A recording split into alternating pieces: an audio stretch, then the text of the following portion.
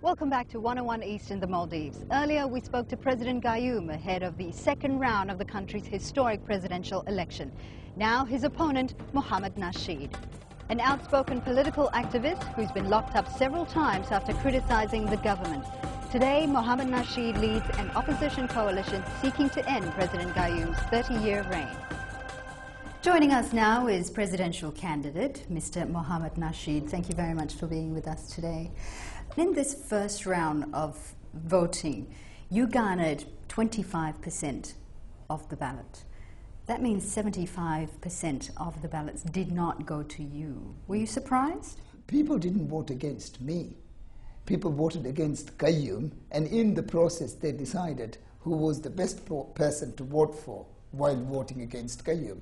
So now we are in a situation where everyone, all the leaders, all the opposition leaders have joined together and they are supporting our candidacy, and therefore this should be quite easy for us. But how strong is this coalition, given that some of the supporters of these opposition parties are not supportive of you?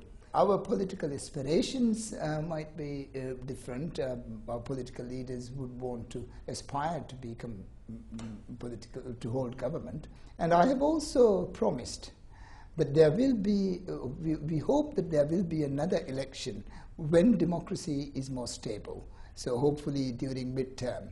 And therefore that would leave room for other opposition leaders to aspire for leadership. But that does give a signal that your coalition is not as strong as you would hope to be. Well, to be pretending what we don't have would be wrong. We've come up with a coalition to beat the dictatorship. And what comes after beating them, we take over as a government. And the government also would be run by the coalition. I just want to take you up on the issue of the coalition that you have formed. And one of the parties is the Adalata Party, whose leader supports implementing the Sharia law to the letter. His leader supports the death penalty for apostasy. That doesn't sound very moderate, does it? Well, especially for the Maldivian Democrat Party, which you lead. We have to understand the political landscape of this country. It's a 100% Muslim country. If we leave them outside, in the margins, for instance, I think that probably would be more detrimental for the development of the country. You've spent 6 years in jail as a political prisoner. You've spent some time in self-exile as a political activist. You now say, I have to blow my own trumpet. This is your own quote. I have done higher studies. I can add 6 letters after my name. There are few people in this country who have as many certificates as me. How does that qualify you as a good leader? I've been through a lot in this country. I understand this country. And people do look up to me as someone who can take this country to another country, as we say, to a more democratic country, to a more prosperous country, to a more fair country, to a more humane country. But your youth and inexperience itself could be a problem, especially as you're going up against a president who's been in power for the last 30 years. There's an economic downturn that's on the horizon at the moment. People are unsure about their jobs, about their lives. They want to be guided by somebody who has gone through that has the experience. They obviously don't want to be guided by him. They've shown it through the first round of voting. Now, this man has repeated his first year of experience 30 times. This is exactly the type of experience that we don't need in this country now. Well, it is very admirable that you want to implement democracy in this country.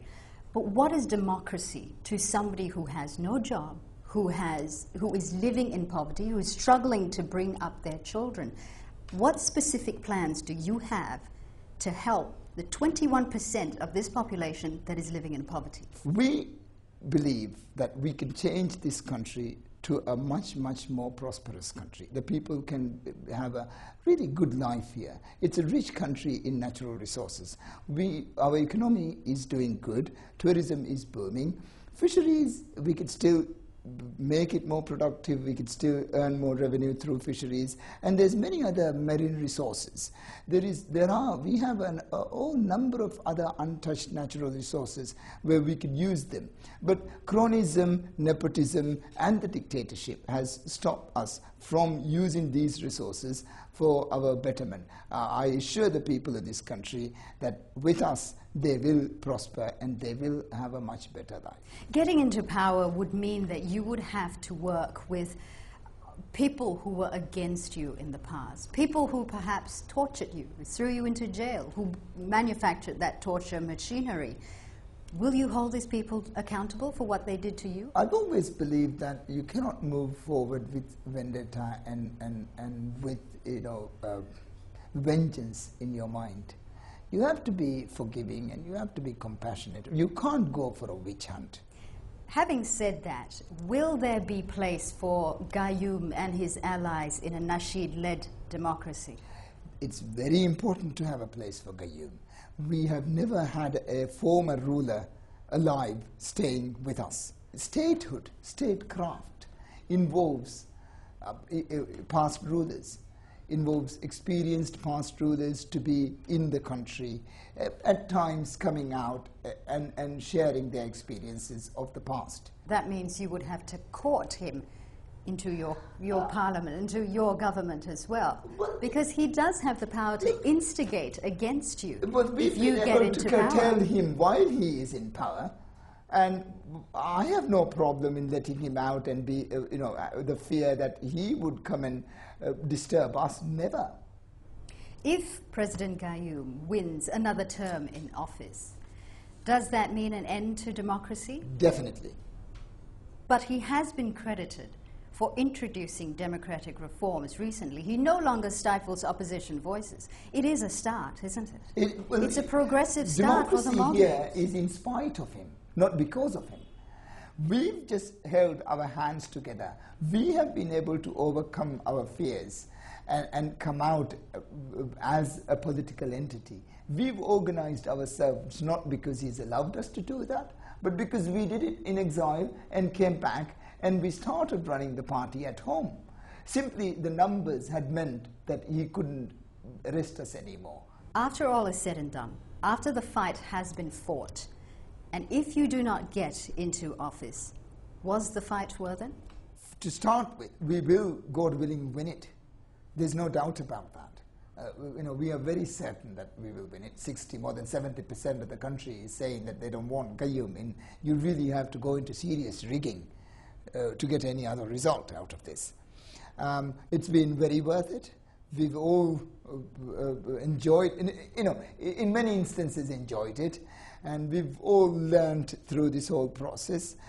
Solitary days were, of course, very hard and very lonely, painful, but there is light at the end of the tunnel, and we are coming through it. We will have this other Maldives. There is another Maldives. Mr. Nasheed, thank you for speaking with us. Thank you very much. And that's all the time we have. From the 101 East team in the Maldives, thanks for watching.